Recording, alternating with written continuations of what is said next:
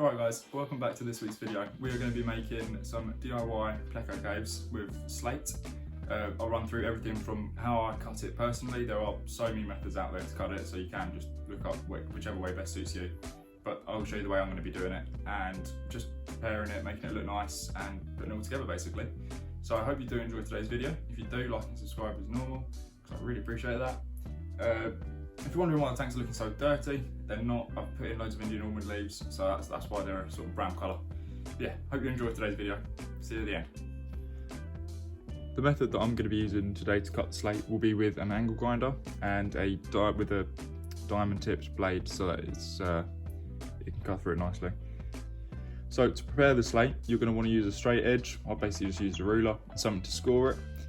After that, you're going to want obviously the angle grinder itself to cut.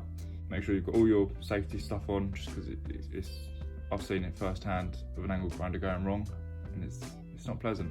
And then afterwards, you want some of the aquarium safe silicone. I'm going to basically be using the same stuff I used before in the previous video, which is a HA6. You can get it on Amazon, pretty cheap. In terms of getting the slate, you can get that pretty much anywhere, just at your local building merchant, they'll have it, it's cheap.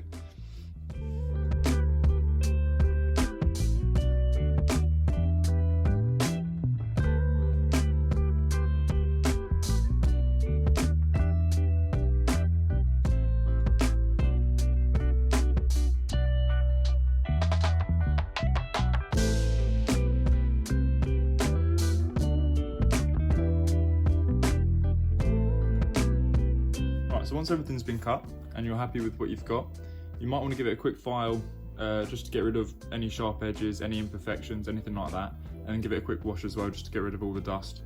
And then from that point, you're pretty much ready to start making it with the aquarium silicone.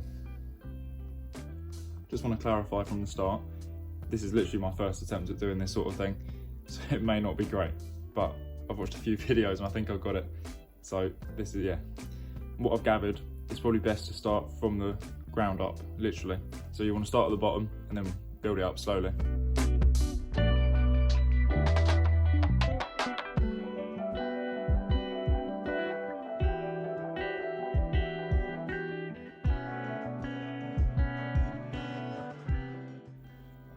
Quite quickly realised I actually done the spacing wrong, so I've had to work it out quickly and redo it.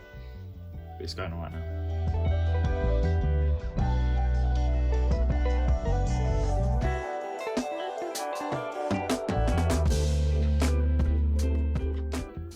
Lesson learned on that bit. Make sure you measure in between the spaces that you want and how far apart you want everything beforehand. Don't try and eyeball it, you'll go wrong like I did. Alright, I'm going to let that dry for a bit. I don't know if there's an easier way that I can carry on, I don't know about, but I'm going to let that dry and then I'll carry on building it up.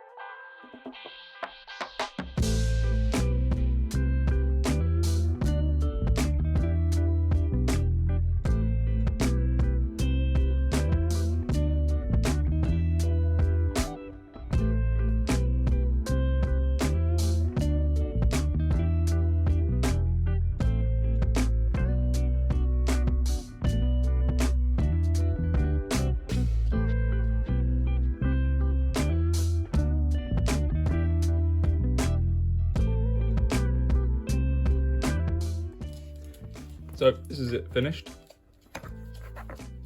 Quite happy with that. It's not perfect, but it's yeah, it's not bad for a first attempt though. Quite happy with how that came out. Nothing too special, but yeah, it'll do the job. So I'm well happy with that.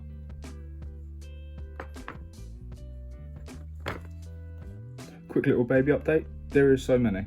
This is Snow Whites and Web Musters.